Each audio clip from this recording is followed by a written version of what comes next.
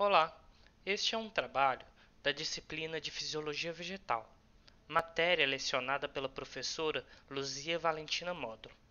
O trabalho foi realizado pela Marina Ferreira Fóscolo e por mim, Rafael Lucas Rodrigues.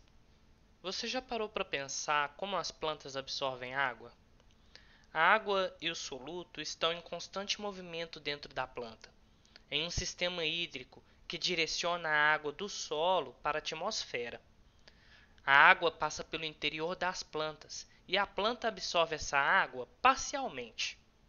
Essa absorção é cerca de 2% da água total que passa pelo interior da planta.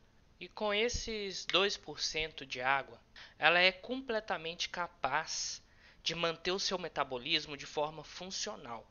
Ou seja, ela realiza fotossíntese, cresce e se reproduz. Entretanto, adversidades podem acontecer. As plantas, elas podem acabar passando por períodos de baixa ou de nenhuma disponibilidade de água no solo.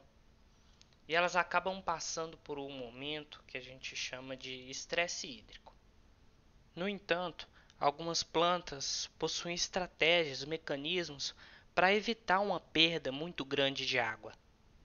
Podemos citar como exemplo, então, as suculentas.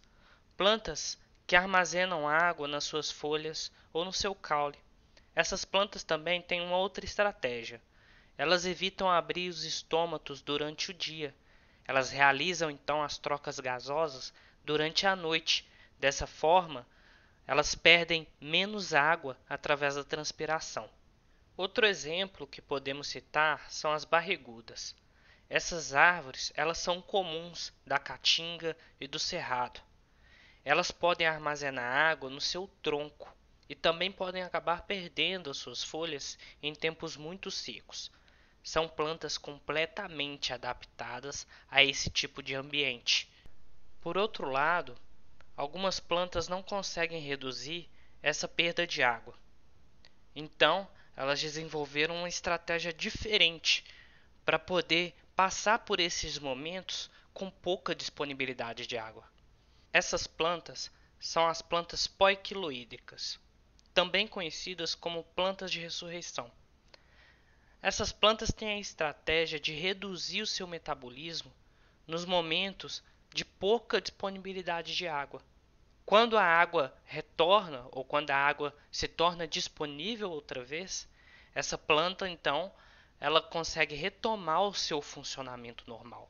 Podemos citar como exemplo dessas plantas poiquiloídricas ou plantas de ressurreição, as briófitas e algumas pteridófitas também, samambaias.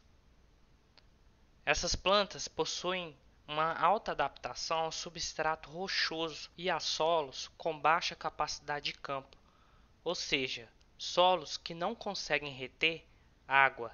Nessa imagem podemos ver o exemplo de briófitas em cima do substrato rochoso, ou seja, um substrato que não consegue reter muita água. Neste outro exemplo, nós temos a rosa de Jericó. Essa plantinha da direita, ela não está morta. Ela está em seu estado de baixo metabolismo, ou seja, no estado em que ela possui pouca disponibilidade de água no ambiente. Quando a água volta a ficar disponível, a planta então vai retomar o seu metabolismo e ela vai voltar a ficar como está a plantinha da esquerda. Neste vídeo, podemos ver uma briófita na lupa respondendo a um estímulo hídrico. Ela abre os seus folíolos assim que a água é colocada no seu rizoide e a retomar o seu metabolismo.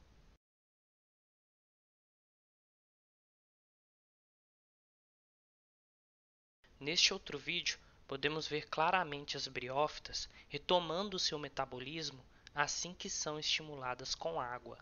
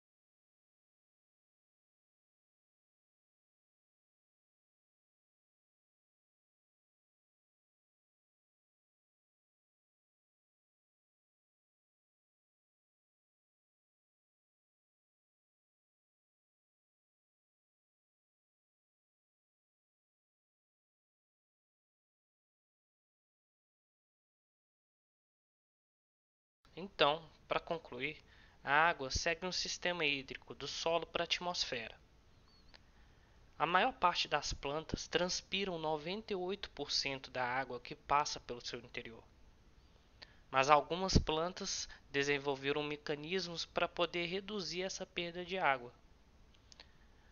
No caso das plantas poiquilohídricas, elas desenvolveram então um mecanismo para poder retomar o seu metabolismo após a perda dessa água.